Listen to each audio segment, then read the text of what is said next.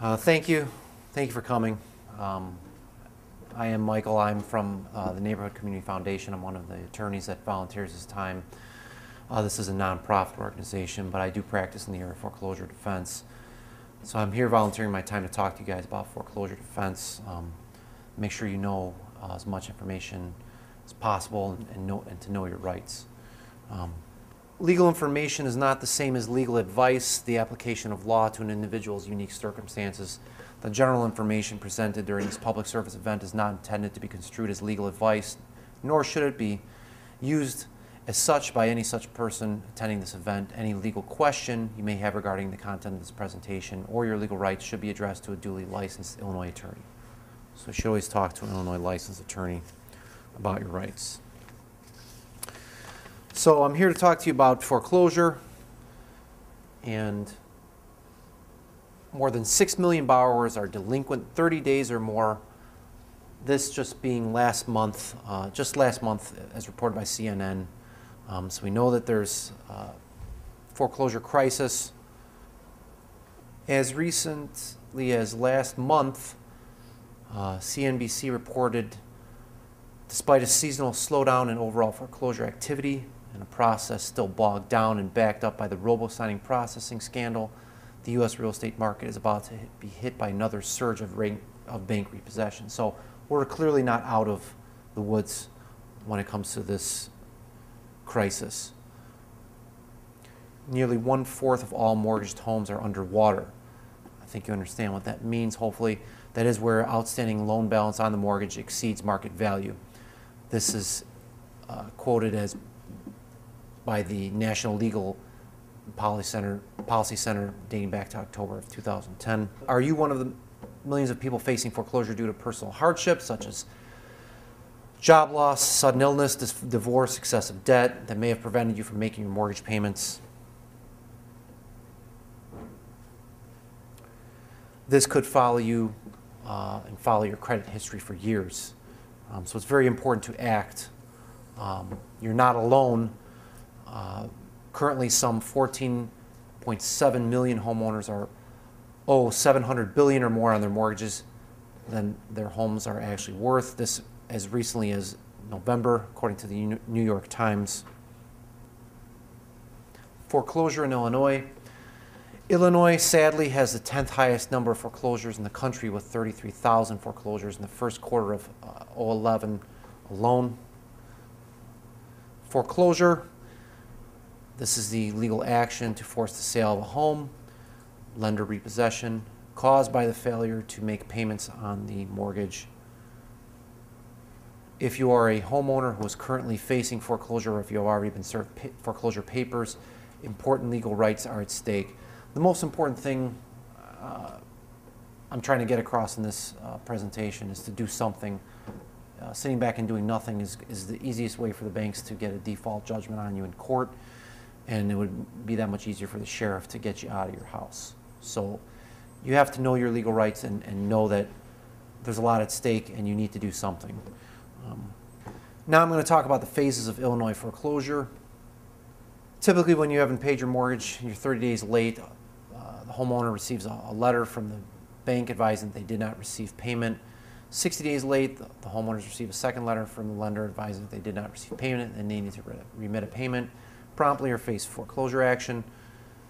When you're 3 months late or 90 days, the homeowner receives a notice of default from the lender advising that they did not receive payment and that the file has been forwarded, to an attorney to initiate foreclosure. The homeowner will also receive a notice of acceleration.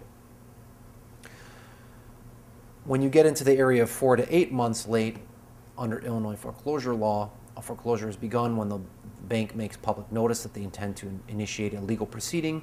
This filing is referred to as a lease pendens, or pending legal action.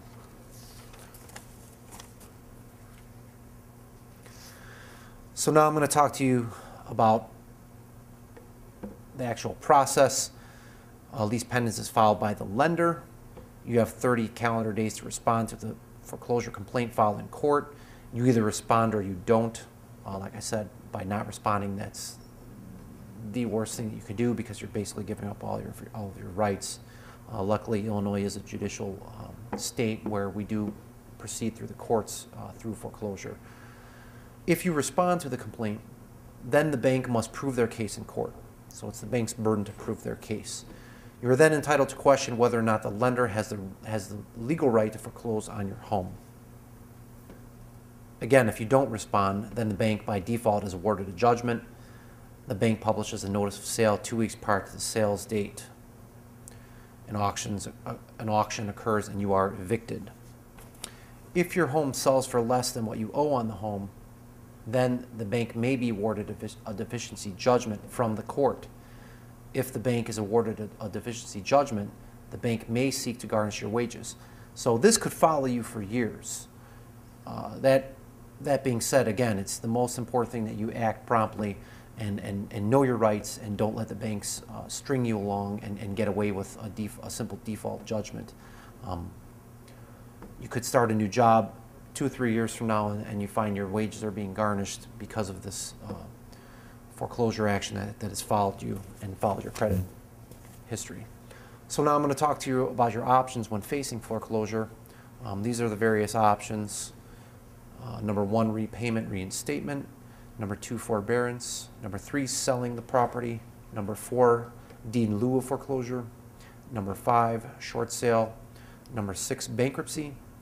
Number 7, federal foreclosure help. Number 8, loan modification. And number 9, fighting your foreclosure or litigating it in court. Repayment reinstatement, making a lump sum payment or receiving a fixed amount of time to become current with your payments. Obviously, there's some challenges involved with this option. If you had the money, you probably wouldn't be in foreclosure in the first place. You wouldn't be in this room getting the information. There's a limited time to act, and penalties will include late fees and attorney's fees. Forbearance, this is a temporary agreement with the bank that allows delayed payments for a limited period of time. I personally don't recommend this option. There's a lot of challenges to this as well. The homeowner must be able to prove that they will acquire funds in the near future. They have funds coming to them through possibly a tax refund, a bonus within stated time frame. A routine payment schedule will restart after a temporary period, so you might be placed in forbearance for, let's say, 6 months, but then you'll be right back in the same boat 6 months after the forbearance has extinguished, and they actually will tack on late fees to the principal. Skip payments are added to the loan balance. So again, this is an option I don't recommend. There's not a lot of disclosure by the banks when you enter into some of these forbearance agreements. The other option, selling a property. Obviously, there's challenges to selling a property in this climate. Selling the property on the open market.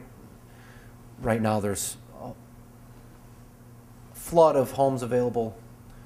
It's very difficult for many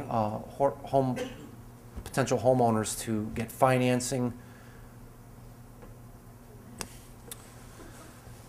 Most Illinois homes are upside down equity, so a good majority of the actual sales are bank repossessions or short sales. So, deed in lieu of foreclosure, this is another option. This is where the homeowner voluntarily conveys title to the property to the bank. There are challenges involved with this as well. There's a potential for a deficiency judgment. There is credit damage to the homeowner, and there are potential tax consequences involved with deed in lieu of foreclosure. I recommend this only as a last resort. Short sale, I believe folks have probably heard of what this is, and this is what the majority of homes are being sold at right now. This is where the lender agrees to accept less than what is owed on the property to satisfy the outstanding mortgage. Challenges with a short sale: there's a lack of qualified buyers. The banks may be unresponsive. It's estimated that only 10% of attempted short sales are actually approved. There is credit damage to the homeowner. A deficiency judgment is possible. Again, that could follow you for years into new jobs down the road. Potential tax consequences involved in a short sale. The title company may not insure the sale. Usually the only person that benefits from a short sale is the buyer, not the homeowner. As recently as last month, according to CNN, a whopping 40% of homes sold in the month of November were either short sale or REOs, bank repossessed homes, as homes repossessed by the banks or lenders are called. Bankruptcy, I'm sure you folks have heard of the term. It's a process in which a debtor, homeowner, is given a fresh start and relief from debt. Chapter 13 and Chapter 7 are the primary forms of bankruptcy used by homeowners in the foreclosure scenario. Chapter 13, if a Chapter 13 borrower defaults, the home will be repossessed. Typically in a Chapter 7, this is the nuclear bomb option. This is where the homeowner is given a fresh start. Almost all of the unsecured debt is extinguished, and many assets in the bankruptcy are lost, including the home, to satisfy the creditors. The credit is generally damaged for 10 years. Now I'm going to talk to you about some of the federal foreclosure assistance or help. These next slides or topics I'm going to talk to you about were initiated by the government in order to help homeowners, but they generally have not. As you folks might have experienced. I'm going to talk to you first about HAMP.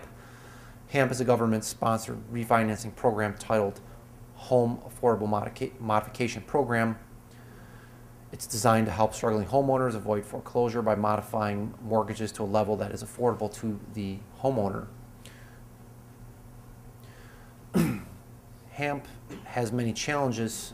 It can be a very frustrating experience to go through. The eligibility of the homeowner is based on meeting specific criteria, including delinquency on the mortgage or facing imminent risk of default. It has to be owner-occupied. The loan balance cannot be greater than $729,750. No principal reduction is possible. It's expected to help 3 to 4 million. To date, it's only helped about 300,000 homeowners. The next program is called HAFA, or Home Affordable Foreclosure Alternatives Program. It's an option for those who are not able to keep their homes through HAMP.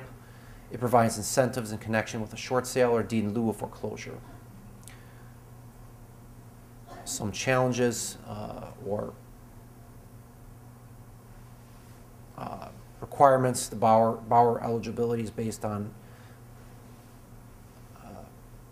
these requirements. The borrower must have been in HAMP to qualify, have already gone through HAMP.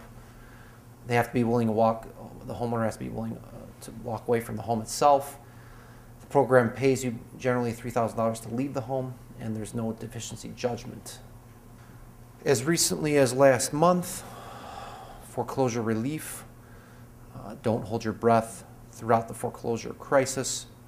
Washington has done little to help people hang on to their homes. You may be well aware of this. All of these programs were supposed to help the homeowners. HAMP, HAFSA, HARP, Hope for Homeowners. Many of these programs have failed. Loan modification. Maybe you folks in this room have attempted this on your own. This is the process where the bank reduces the interest rate or changes the terms of the loan so that they're more favorable to the homeowner. The challenges with loan modification is that the banks may be unresponsive to homeowners, typically delaying or stating that they haven't received certain documents when they actually have. The new terms may be unrealistic for the current financial status of the homeowner. The homeowner's financial situation has to be stable, and in this economic climate, it's very, very difficult for many homeowners to prove this stability. It's difficult to obtain a principal reduction, and the loan modification process was designed to help people like yourselves. To date, it really hasn't helped nearly as many as it was intended to. As recently as last month, according to Reuters, there's 3 years after the foreclosure crisis began, the process to apply for a loan modification remains a bureaucratic nightmare. So it's very, very troubling what's going on. These are the same banks that took the government's bailout money and have basically turned their backs on many, many homeowners. Banks are totally intentionally dysfunctional. According to the Herald Tribune, as far back as a year ago, the reason that they get away with this is that they're dealing with consumers who are not educated in the way things are supposed to work. They just keep browbeating people until they give up and go away. I've been stringing along many, many folks like yourselves. Complaints against Bank of America accuse the company of failing to provide answers, repeatedly losing documents, lying and sending letters that were never sent, and of proceeding with foreclosures while customers are still trying to get loan modifications. In December of 2010, state attorney generals in Nevada and Arizona filed suit against Bank of America for widespread fraud and outright deception in dealing with loan modification applications. So all the banks have engaged in this deception. We highlight Bank of America, particularly at this point in the presentation. Specifically, these deceptions include telling homeowners that they had to be delinquent on their mortgage to be considered for a loan modification, stringing along homeowners by telling them that the foreclosure would not proceed while a loan modification was pending. They would be approved for a permanent modification if they made all of their payments in a quote-unquote trial modification period. I don't know if you folks have experienced that, but it's especially troubling, the trial modification quote-unquote programs. And lastly, that a decision on their loan modification would be made in a short time, which was completely false. According to the United States Government Office of the Comptroller of the Currency, more than half of all loan modifications created have already defaulted. So this program is definitely not successful. 50% or half of all these loan modifications default 9 months after the original modification. So again, this is especially troubling because the program was designed to help so many and has helped so few.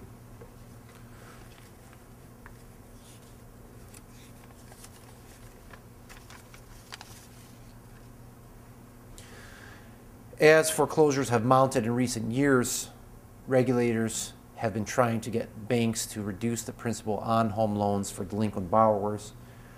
However, banks have preferred to cut interest rates or extend payment periods when they modify loans. So they typically restructure the loans, if they even do it, to terms that are most favorable to them, and really do not help out the average homeowner. Many homeowners find themselves owing more on the mortgage after a loan modification than they actually had prior to their loan being modified. So you could be in a worse position. So at this point, I'd like to talk to you and warn you, as an Illinois attorney, there's many foreclosure scams and schemes out there. Companies, rescue companies, quote-unquote rescue companies that have promised to help homeowners avoid losing their homes. You should always consult with an Illinois attorney, Illinois licensed attorney. Many of these companies, unfortunately, have used questionable, sometimes illegal tactics. The result is often lost money, ruined credit, loss of any equity in the house, sometimes even losing the house itself. Also, it should be noted, it should be very, very careful with debt counselors. At this point in the presentation, we highlight NACA, or Neighborhood Assistance Corporation of America. Some of the quotes about what they have done to some of the typical homeowners. Wasted a lot of our time, lied to homeowners in the media, 6 months of wasted time, and no agent ever seems to know from one agent to the next what occurred in the previous conversations, and they lose all the paperwork whenever it was faxed or sent. One homeowner writes that they spent 2 years of their time wasted with NACA, including a 12-hour day. So beware. Now I'm going to talk about predatory lending, some of the tactics that the banks have engaged in, and highlight some of the specific illegal tactics. What is predatory lending? Predatory lending, when a bank or lender or mortgage broker engages in deception or fraud or manipulates the homeowner or borrower through aggressive sales tactics or takes unfair advantage of a borrower's lack of understanding of loan terms. Predatory lending has been rampant over the last 7 to 8 years. The Wall Street Journal reported back in 2006 that 61% of all borrowers receiving subprime loans had credit scores high enough to qualify for prime conventional loans. So they intentionally were placed into these subprime categories by the banks. As recently as last month, Fox Business has reported that Bank of America, formerly Countrywide, agreed to pay $335 million to settle allegations that it discriminated against minority buyers and steering them towards dangerous subprime loans. Very troubling. According to the American Association for Justice back in 2008, fighting foreclosures is the only way to make sure that consumers, especially those who are tricked into loans they could not afford, are treated fairly because the banks are not doing it on their own. So, worst case scenario, when you fight a foreclosure, you're presenting your case, or I should say you're using your rights to the fullest extent of the law. And again, by doing nothing, the banks are going to just take advantage of the homeowner and do it repeatedly through these tactics. March of 2011, the New York Times reported that officials disagree on penalties for the mortgage mess. This is their argument. This is Bank of America's argument. It's unfair to reward homeowners who are delinquent or underwater, but cannot point to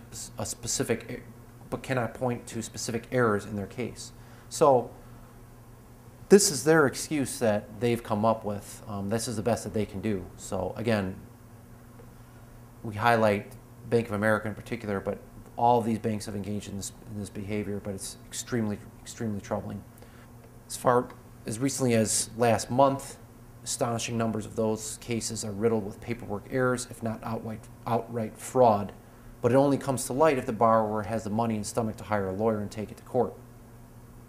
In the rare event that the homeowner puts up a fight, the outcome is seldom dramatic. The case drags on for months and years in Dickensian tangles of legal documents and court hearings. So, again, know your rights. Don't let the banks get away with this. Put up a fight. Now I'm going to talk about questionable fees. The New York Times reported an analysis of foreclosures and found that questionable fees had been added to half of all the loans examined. So not only were these loans, not only was there a fraud component, but there was also the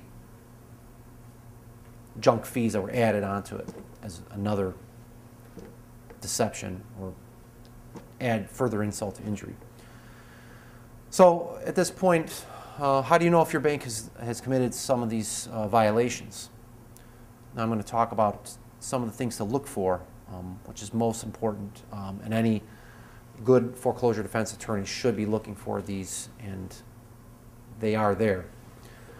How do we know they're there? Because 8 out of 10 home loans have lender violations. It's been established that some violations could give you leverage with your bank when you're negotiating a loan modification. Some violations could enable you to sue your bank for damages. Some extreme violations, and this is rare, but some extreme violations could actually allow your loan to be rescinded. So we know that the banks all engage in this deception. We all know that they've committed these violations, and there's an 80% chance that this has happened to you folks in this room here. So again, what's most important is your rights and being aware of what you can do as a homeowner. So now I'm going to talk about some of your rights and specifically regulations that protect your interests. These are the laws that I use in my practice in foreclosure defense. The laws designed to protect consumers in mortgage lending are TILA, commonly referred to as the Truth in Lending Act. You probably have heard of this at the time of your closing when you bought your home. The HOPA, Home Ownership and Equity Protection Act. RESPA, Real Estate Settlement Procedures Act. And finally, the FDCPA, the Fair Debt Collection Practices Act. Again, these are the primary statutes to use in fighting banks when it comes to foreclosure litigation. Who here knows what mortgage securitization means? You've probably heard of it. 30 years ago, if you got a mortgage from a bank, it was very likely that that bank would keep that loan on its balance sheet until the loan was repaid. That's no longer true. So mortgage securitization is the process by which your loans were sold on Wall Street, bought and sold like a commodity. In many cases, your loans were sold over and over again without your knowledge. The New York Times reported that some loans were traded as many as 600 times while banks profited. The University of Iowa found that 40% of all banks foreclosing on borrowers could not prove that they actually owned the loan. Lack of proof of ownership of the loan can prevent a foreclosure. Courts all over Illinois have dismissed foreclosure cases because the lenders have not been able to prove ownership of the notes. The lawsuit is part of a new approach to foreclosure defense. Because of lenders' bundling and reselling of mortgages, notes are often lost, misplaced, or corrupted. As a result, many lenders can't prove that they are actually owed payments and entitled to foreclose. This from the American Association for Justice back in December of 2008. Delinquent borrowers facing foreclosures are learning that they can stay in their homes for years as long as they're willing to put up a fight. Among the tactics, challenging the bank's actions, waiting to file paperwork right up until the deadline, requesting the lender dig up original paperwork, or in some extreme cases, declaring bankruptcy. This as recently as last month, according to CNN. And these are definitely some of the tools that you as homeowners can use in fighting the banks. Foreclosure climate. October 2010, according to MSNBC, revelations that lenders use so-called robo-signers who signed foreclosure orders but did not actually read them could give borrowers leverage to seek loan modifications rather than losing their homes. According to the Chicago Tribune, October of 2010, allegations of possible mortgage fraud against financial giants, GMAC, JP Morgan Chase, Bank of America, read like a corporate thriller.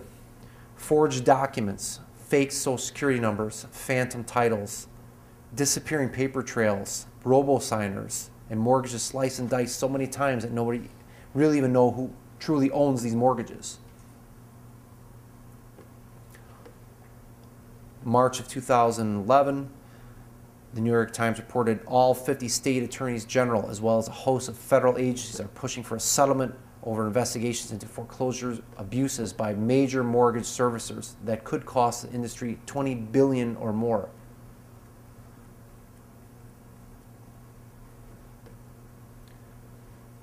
January of 2011, judge berates bank lawyers in foreclosure action.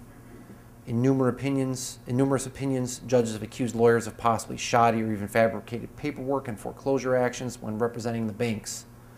So I personally experienced this in my practice, and it definitely has gone on in many, many, many cases. Fighting back, pre-foreclosure strategies. Again, doing something and being proactive, exerting your rights, that is the most important thing, and that's the biggest thing I want to hit home.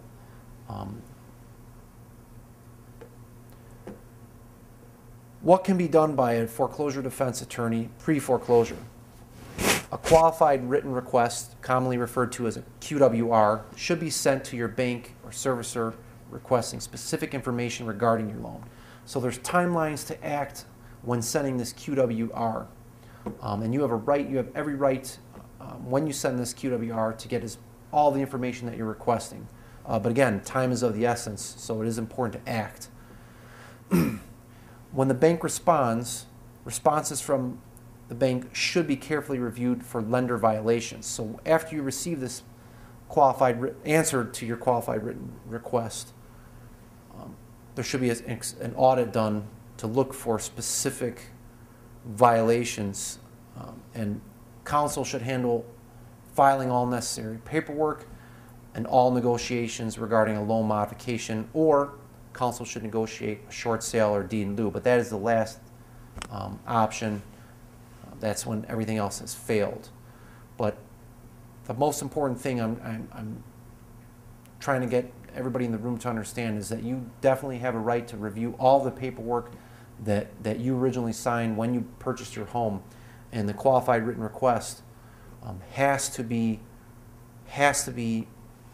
followed by the bank. So it is most important that you know your rights and get a qualified attorney who is going to get this QWR and get the information that is key to successfully defending your foreclosure case. Why is having the original promissory note important in a foreclosure defense action?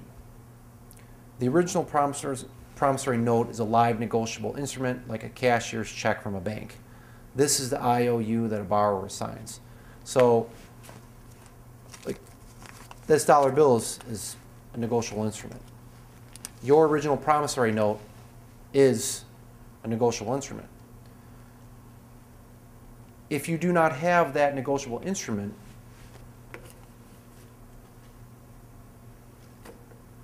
you do not have the right, or if the bank does not have that original copy, then they do not have rights to that paper or rights to that negotiable instrument, which is a live instrument. Very, very key in foreclosure litigation. Banks may try to foreclose with a copy of the promissory note instead of the original. So again, if I have a copy of this negotiable instrument, it's not the original, and it does not allow them to successfully proceed with foreclosure. If the lawsuit or foreclosure action isn't challenged, then the banks automatically win by default. And again, the most important thing is to not let them default you in a foreclosure action. This is like going to a bank with a copy of a cashier's check and expecting to cash it. So if I went to a bank with a forged dollar bill or a forged cashier's check, obviously it's not negotiable. It's not a negotiable instrument. It's something that I cannot get any value from. So most importantly, the banks have to show that they have this original note and not a copy of it. So after the QWR is sent to the bank, they have to provide you with show that they do have this original note. The assignment of a mortgage from one bank or one holder to another is an exacting process that requires a proper assignment form. Many cases of improper or fraudulent assignments of mortgages have been discovered. And this is another tactic often employed by the banks, and is very, very important that you do, upon getting the response from the QWR, that you do look for these fraudulent assignments. A lender must prove that they actually have the right to foreclose. In legal terms, we call this standing.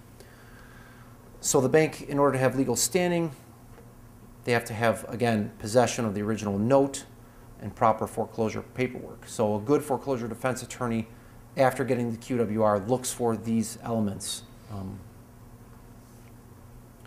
If they do not have these elements, the possession and proper paperwork, again, it brings up a great defense to the foreclosure action in court. An extensive foreclosure review of your documents provides useful information for foreclosure defense case. When somebody performs a review, they regularly can discover the fraud. Many discover that the bank has no actual right to foreclose, that they lack this standing or the right to actually take you to court and prove their case. And it is their case to prove. So you've been served with foreclosure papers, what to do next. Again, time is of the essence. It's very important to do something and to know your rights. The foreclosure lawsuit has been filed against you. If you have not retained a foreclosure defense attorney, you should do so immediately. The attorney should perform, again, like I stated before, a forensic audit of your loan to look for lender violations. The attorney should also conduct an intensive foreclosure document review to look for errors and/or violations. Then the attorney should aggressively litigate against your lender to achieve the best possible outcome for your case. So again, the most important thing, know your rights, be informed, and do something rather than letting the banks just get away with all of the fraud and all of the illegal tactics they've been using against homeowners for years and years and years. When hiring a foreclosure defense attorney, there's no guarantees of specific outcome. When you fight back, when you go to court, it's litigation. It's a very arduous process many times, but the most important thing is that you do something. If you don't do anything, again, it's that much easier for the banks to default and you're going to lose your home. So I want to thank you guys for coming here. I want to thank the Neighborhood Community Foundation for allowing me to speak. I am one of the attorneys who volunteers his time. This is a nonprofit event. I come here to speak to you about foreclosure. And again, I want to stress that time is of the essence. It's very limited with respect to foreclosure proceedings. You should always examine the best options available for you, specifically for your case. Take action, protect your family's well-being. Don't allow the banks to kick you out of your home. And again, I just want to thank you guys for coming.